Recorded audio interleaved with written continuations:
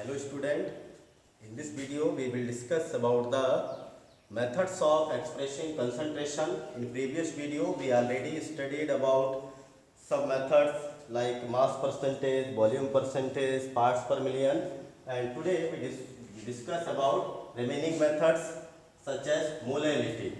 तो मोलैलिटी इसके लिए हमको मोल्स के द्वारा हम जनरली जो है सॉल्यूशन या कंपोनेंट किसी को भी रिप्रेजेंट करते हैं। तो मोल के द्वारा किस तरह से इसको रिप्रेजेंट किया जा सकता है इसके बारे में। तो मोलैलिटी जनरली में it is represented by small M के द्वारा इसको डिनोट करते हैं। And molality is the number of moles of solute dissolved per kilogram of the solvent या पर 1000 ग्राम ऑफ द सॉल्वेंट या उसकी जगह पर 1 किलोग्राम ऑफ द सॉल्वेंट लें। जैसे फॉर्मूला होगा moles of solute upon mass of solvent. ये याद रखें, यहाँ पर मास ऑफ सॉल्वेंट लेना है किलोग्राम में। तो यूनिट हो जाएगा, मोल्स का यूनिट तो होता है मोल और मास का यूनिट है किलोग्राम। मोल पर केजी या मोल केजी इनवर्स। इसको देखिए सिंबॉलिकली इस तरह से रिप्रेजेंट करते हैं। Small M moles of solute मतलब NB upon mass of solvent W। ये गिवन मास ऑफ सॉल्वेंट लेंगे WA, और यदि मान लीजिए इसको हमने ग्राम में लिया हुआ है तब हम इसको 1000 से मल्टीप्लाई भी कर सकते हैं। इसी में मोल इज इक्वल टू, जैसे फॉर्मूला होता है mole is equal to given mass upon molar mass. Given mass मतलब W upon molar mass means capital M।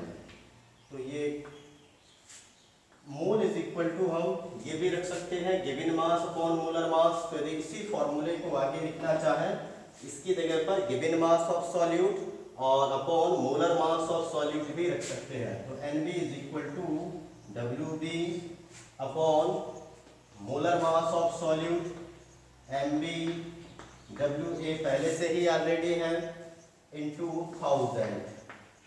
ये तब होगा जब ये सभी यूनिट्स हम ग्राम में रखेंगे। तो जनरली ग्राम में ही रखते हैं। तो ये हो गया given mass of solute into 1000 upon molar mass of solute into WA इन ग्राम। तो सभी यूनिट्स यहाँ पर ग्राम में हो जाएंगे। इस तरह से हम मोलैलिटी को रिप्रेजेंट कर सकते हैं।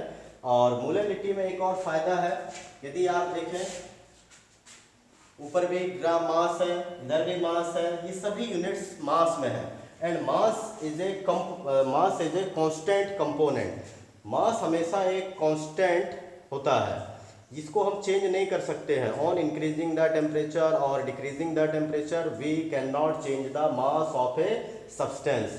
तो therefore the molality of a solution does not change with rise और डिक्रीज इन टेम्परेचर। टेम्परेचर के इंक्रीज या डिक्रीज होने से मोलैलिटी पर कोई इफेक्ट नहीं पड़ता है। और यदि आपने जैसे मान लीजिए इसको मॉर्निंग में सॉल्यूशन मोलल सॉल्यूशन तैयार किए तो दोपहर में जब तक टेम्परेचर राइज होगा तब भी मोलैलिटी उसकी कांस्टेंट ही रहेगी। नेक्स्ट हमारा जो मेथड है molarity. In molarity it is denoted by capital M। Molarity मतलब है the number of moles of solute dissolved per litre of the solution. Molarity में जैसे हमने पढ़ा था dissolved per kilogram of the solvent, but यहाँ पर है number of moles of solute dissolved per litre of the solution.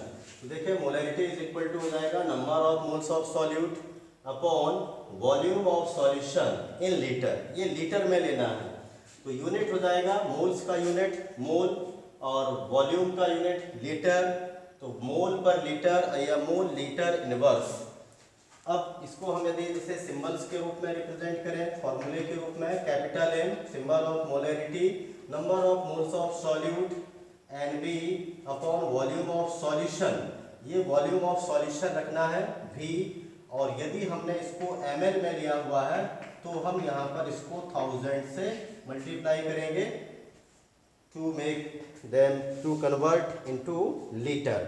उसको litre में कन्वर्ट करने के लिए तो मोलैरिटी इज इक्वल टू, इस तरह से फॉर्मूला हो जाएगा। इसी तरह से number of moles of solute is equal to हो जाएगा given mass of solute upon molar mass of solute. तो यहाँ पर भी हम इसको थोड़ा आगे और भी डिस्क्राइब कर सकते हैं, given mass of solute upon molar mass of solute into volume, और यहाँ इनटू हो जाएगा 1000। तो यहाँ यदि हम देखें इस तरह से फॉर्मूला हो गया given mass of solute into 1000 upon molar mass of solute into volume in millilitre. अब मोलैरिटी में एक प्रॉब्लम और है कि यहाँ पर हम लेते हैं वॉल्यूम ऑफ सॉल्यूशन।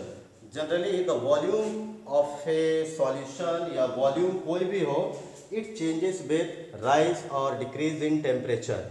यदि टेम्परेचर इंक्रीज या डिक्रीज हो रहा है तो वॉल्यूम जो है चेंज हो जाता है, बिकॉज द पार्टिकल, जैसे हम यदि किसी वाटर को यदि क्या करते हैं, हीट करते हैं, तो वाटर जो है वाटर वेपर के रूप में यहाँ से राइज होना स्टार्ट करेगा, इवापोरेट हो जाएगा, और इवापोरेट होकर के लार्ज वॉल्यूम को ऑक्यूपाई करेगा। मतलब यदि हम टेम्परेचर बढ़ाते हैं तो वॉल्यूम ऑफ सॉल्यूशन इंक्रीज होगा, और यदि वॉल्यूम यदि इंक्रीज होता है तो मोलैरिटी एंड वॉल्यूम यदि देखें, they are inversely proportional to each other. Inversely proportional है, वॉल्यूम इंक्रीज होगा, टेम्परेचर राइज करने पर मोलैरिटी विल डिक्रीजेस, ये मोलैरिटी डिक्रीज हो जाएगी। तो इस तरह से molarity changes with the change in temperature, molarity लगातार चेंज होती रहती है टेम्परेचर चेंज करने से। तो यदि हमने सॉल्यूशन को मॉर्निंग में तैयार किया, मोलर सॉल्यूशन प्रिपेयर किया, दोपहर होते होते मान लीजिए टेम्परेचर राइज कर गया तो मोलैरिटी डिक्रीज हो जाएगी, और यदि मान लीजिए टेम्परेचर डिक्रीज हुआ तो मोलैरिटी इंक्रीज हो सकती है। And the next method is normality. Normality generally means the number of gram equivalents of solute dissolved per litre of solution. पर लीटर ऑफ सॉल्यूशन में किसी सॉल्यूट के नंबर ऑफ ग्राम इक्विवेलेंट कितने हैं। तो नॉर्मलिटी इज इक्वल टू, जैसे formula हो जाएगा number of gram equivalent of solute upon volume of solution in litre. यदि ये लीटर में नहीं है, मिलीलीटर में है, तब हम ऊपर में 1000 से मल्टीप्लाई करेंगे, या मतलब इसको डिवाइडेड बाय 1000, ये ऊपर वैल्यू पहुंच जाएगी 1000 की, और यूनिट्स ऑफ नॉर्मलिटी हो जाएगा gram equivalent per litre. Equivalent, gram equivalent का यूनिट ही ग्राम इक्विवेलेंट ही होता है। अब how can we determine gram equivalent, हम इसको कैसे फाइंड कर सकते हैं। तो ग्राम इक्विवेलेंट का फॉर्मूला होता है गिवन मास ऑफ सॉल्यूट, जो भी मास दिया गया है 2 gram 3 gram 4 gram, upon equivalent mass of same solute, उसी सॉल्यूट का हमको इक्विवेलेंट मास या इक्विवेलेंट वेट रखना है। तो इक्विवेलेंट वेट से डिवाइड करेंगे गिवन मास ऑफ सॉल्यूट को, तो मिल जाएगा gram equivalent, number of gram equivalent मिल जाएंगे।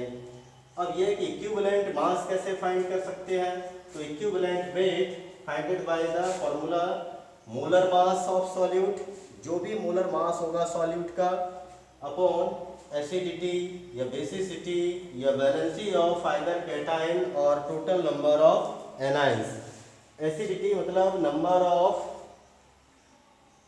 हाइड्रोजन आयन रिप्लेसेबल, बेसिसिटी मतलब number of hydroxyl ion replaceable. तो यहाँ पर जैसे जनरली एसिडिटी होता है बेस का, तो बेस में हम एसिडिटी फाइंड करते हैं कि कितने हाइड्रोक्सिल आयन H आयन के द्वारा जो है रिप्लेस किए गए हैं। बेसिसिटी में number of hydrogen ion replaced by hydroxyl ion to form neutral जो है सॉल्यूशन।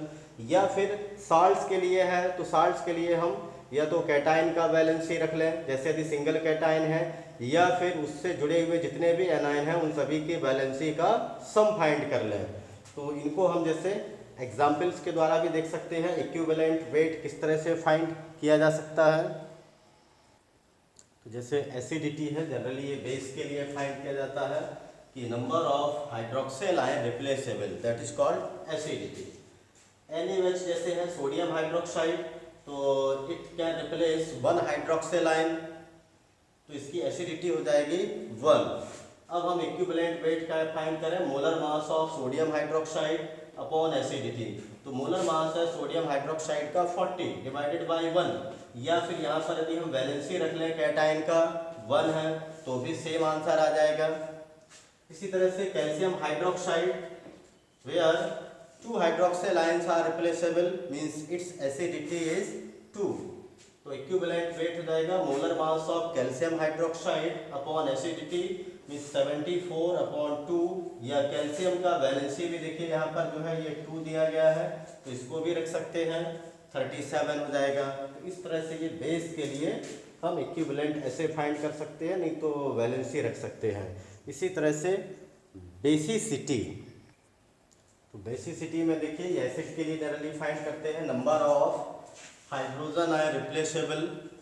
जैसे HCl है, it has 1 hydrogen ion replaceable, 1 hydrogen को ही रिप्लेस कर सकता है। तो इक्विवेलेंट वेट हो जाएगा molar mass of HCl upon basicity. हमने इसका मोलर मास रखा 36.5 डिवाइडेड बाई 1, क्योंकि इसका बेसिसिटी हो जाएगा 1, तो 36.5 ग्राम, क्योंकि यूनिट वेट ही है तो वेट का यूनिट ग्राम ही रखना है सभी इक्विवेलेंट वेट का। इसी तरह से H2SO4, it has 2 hydrogen ion replaceable, 2 hydrogen ion है तो equivalent wait molar mass of H2SO4 divided by basicity, तो 98 अपॉन 2 इज इक्वल टू हो जाएगा 49 ग्राम। तो या फिर हम यहाँ पर देखिए एनाइन का वैलेंसी रखें या टोटल नंबर ऑफ कैटाइन का वैलेंसी रखें, किसी का वैलेंसी रखने से भी सेम आंसर आएगा। तो इसी तरह से साल्ट्स के लिए भी हो सकता है, वहाँ पर हम जनरली कैटाइन या एनाइन का वैलेंसी रखते हैं। यदि एक कैटाइन है तो सिर्फ उसी का ही वैलेंसी रखना है, यदि एक से ज़्यादा एनाइन है तो उन सबकी वैलेंसी का सम कर सकते हैं। तो इस तरह से हम इक्विवेलेंट वेट को फाइंड कर सकते हैं। और जो नॉर्मलिटी होती है ये भी देखिए, यदि normality is inversely proportional to the volume of solution, normality volume of solution के इनवर्सली प्रोपोर्शनल है, therefore normality also changes with change in temperature.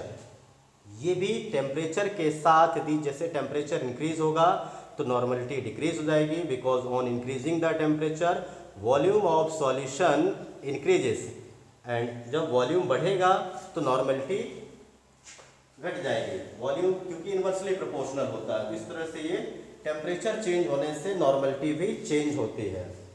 And the next method is mole fraction. तो mole fraction, fraction मतलब होता है ratio, मतलब जिसको हम P upon Q के रूप में लिखते हैं। तो ये मोल का फ्रैक्शन है या मोल का रेशियो है। जैसे डिफाइन कर सकते हैं, it is the ratio of mole of one component to the total number of moles of solution. तो यहाँ पर हम ऊपर में लेंगे, जैसे mole fraction is equal to mole of a component, या तो सॉल्यूट या सॉल्वेंट के mole upon total moles of solution. तो सॉल्यूशन में दोनों कंपोनेंट होते हैं, सॉल्यूट भी है और सॉल्वेंट भी है। तो जैसे मान लीजिए XA mole fraction of solvent, तो ये हो जाएगा moles of solvent upon moles of solvent plus moles of solute. इसी तरह से यदि हम XB मतलब मोल फ्रैक्शन ऑफ सॉल्यूट फाइंड करना चाहें तो मोल्स ऑफ सॉल्यूट हो जाएगा moles of solute upon moles of solvent plus moles of solute, क्योंकि ये दोनों हो जाएंगे तो टोटल मोल्स ऑफ सॉल्यूशन। तो ये भी मोल यूनिट है, नीचे भी मोल यूनिट है, इसलिए ये यूनिट लेस होगा, इसका कोई यूनिट नहीं होता है। यदि हम देखें XA और XB, मान लीजिए एक ही सॉल्यूशन के दोनों कंपोनेंट को यदि हम मिक्स करते हैं तो टोटल हो जाएगा XA plus XB is equal to 1। अब यदि मान लीजिए हमको एक वैल्यू फाइंड है, एक वैल्यू ऑलरेडी मालूम है, तो हम फाइंड कर सकते हैं जैसे 1 माइनस XA। हमको सॉल्वेंट का मोल फ्रैक्शन मालूम है और सॉल्यूट का नहीं है, तो हम सॉल्वेंट के मोल फ्रैक्शन को 1 से माइनस करने पर सॉल्यूट का मोल फ्रैक्शन भी निकल सकता है। तो ये यूनिट लेस होगा and it is independent of the temperature. ये टेम्परेचर पर इंडिपेंडेंट है, टेम्परेचर चेंज होने से मोल फ्रैक्शन चेंज नहीं होता है, क्योंकि जनरली जो मोल्स होते हैं वो गिवन मास अपॉन मोलर मास पर डिपेंड है। तो मास कांस्टेंट होने से मोल्स चेंज नहीं होता है। आगे थोड़ा सा मोल के बारे में बता दें। तो मोल इज इक्वल टू, जैसे mole is a unit of measurement of amount of substance. Amount of substance को मेजर करने का एक यूनिट होता है मोल, और मोल का यूनिट मोल ही लिखते हैं। तो मोल का जो फॉर्मूला है, कैसे हम इसको फाइंड कर सकते हैं। मोल इज इक्वल टू, एक फॉर्मूला है गिवन मास अपॉन मोलर मास। इस जो भी कंपोनेंट का आप मोल फाइंड करना चाहते हैं उसका आपको given mass W upon molar mass means atomic mass, या एटॉमिक मास का सम भी हो सकता है, मोर देन 1 यदि एलिमेंट शामिल है। इसी तरह से सेकंड फॉर्मूला इसमें है mole is equal to given number of particles upon Avogadro number. इससे भी फाइंड कर सकते हैं यदि हमको पार्टिकल की संख्या मालूम है तो given number of particles n upon Avogadro number जैसे है 6.022 into 10 to the power 23 is equal to Na लिख सकते हैं, तो n अपॉन Na। यदि हम इन दोनों को कंबाइन कर देते हैं तो एक इस तरह से भी फॉर्मूला हो सकता है given mass upon molar mass is equal to given number of particle upon Avogadro number. तो इस तरह से भी फाइंड किया जा सकता है मास और ये नंबर ऑफ पार्टिकल्स के बीच का रिलेशनशिप है। तो इसमें कई प्रकार से आपको क्वेश्चंस आ सकते हैं कि मास परसेंट को जैसे पार्ट्स पर मिलियन में इसको कन्वर्ट कीजिए, या फिर किसी का मास परसेंटेज फाइंड करना हो, मोलैलिटी, नॉर्मलिटी और इसी तरह से मोल फ्रैक्शन, इस तरह से इनको कैलकुलेट कर सकते हैं। फॉर एग्जाम्पल, तो इस तरह से क्वेश्चन पूछे जा सकते हैं जैसे a solution of glucose in water labelled as 10% by mass, calculate molarity, molality या mole fraction of each component and density दिया गया है 1.2 ग्राम पर ml। तो इसमें यदि हम देखें गिवन क्या क्या है 10% बाय मास, इसका मतलब है कि if the mass of solution, यदि हम लेट करते हैं let the mass of solution ये है 100 ग्राम, तो मास ऑफ सॉल्यूट हो जाएगा, मास ऑफ सॉल्यूट मतलब WB 10 ग्राम, क्योंकि 10% है तो 100 में से 10 ग्राम जो है 10 ग्राम सॉल्यूट है। और मास ऑफ सॉल्वेंट हो जाएगा यहाँ पर mass of solvent WA is equal to 100 minus 10 is equal to 90 gram. तो इस तरह से ये हमको सॉल्यूट और सॉल्वेंट। अब यदि हमें मोलैरिटी फाइंड करना है तो मोलैरिटी के लिए हमें चाहिए है number of moles of solute और upon volume of solution. Volume हमारे पास तो नहीं है, मास ऑफ सॉल्वेंट दिया है, तो वॉल्यूम कैसे फाइंड कर सकते हैं डेंसिटी वाले फॉर्मूले से। डेंसिटी ऑफ सॉल्यूशन, तो mass of solution upon volume of solution रखेंगे। तो वॉल्यूम यहाँ से फाइंड किया जा सकता है सॉल्यूशन का, डेंसिटी ये हो जाएगा मास अपॉन डेंसिटी। मास दिया गया है सॉल्यूशन का 100 ग्राम अपॉन डेंसिटी दिया गया है 1.2। इसको हम यदि डिवाइड कर देंगे तो हमें मिल जाएगा वॉल्यूम ऑफ सॉल्यूशन। तो आंसर हो जाएगा जैसे 83.33 मिलीलीटर, ये मिल गया वॉल्यूम ऑफ सॉल्यूशन। अब हम इसमें यदि फॉर्मूला अप्लाई कर दें तो ये हो जाएगा यहाँ पर मोलैरिटी के लिए number of moles of solute upon volume of solution, ये ml में है इसलिए इसको 1000 से मल्टीप्लाई कर सकते हैं, या इसी को लिख सकते हैं given mass upon molar mass into volume into 1000। तो यहाँ वैल्यू रख देंगे, गिवन मास ऑफ सॉल्यूट हो जाएगा 10 gram into 1000 upon molar mass of glucose. तो ग्लूकोज का जैसे फॉर्मूला होता है C6H12O6, तो ये हो जाएगा 12 into 6 plus 1 into 12 plus 6 into 16 is equal to 180 gram per mole. तो ये यहाँ पर ग्लूकोज का मोलर मास हो जाएगा 180। अब वो वैल्यू यहाँ पर रख देंगे, molar mass of solute 180 into volume था 83.3, या फिर ये कर सकते हैं पहले मोल फाइंड कर लें गिवन मास अपॉन मोलर मास से, फिर वो वैल्यू यहाँ पर रख दें, तब भी आंसर सेम आ जाएगा। तो इस तरह से आप मोलैरिटी फाइंड कर सकते हैं। तो जैसे मोलैरिटी हो जाएगा इसका 0.667 m, कैपिटल M मतलब है मोल पर लीटर, ऐसे भी उसको रिप्रेजेंट कर सकते हैं। इसी तरह से यदि हम अब मोलैरिटी फाइंड यदि इसमें करते हैं तो मोलैरिटी इज इक्वल टू होता है given mass of number of moles of solute upon weight of solvent. यदि ये ग्राम में है तब 1000 में लेना है। नंबर ऑफ मोल्स की जगह पर given mass upon molar mass into WA into 1000।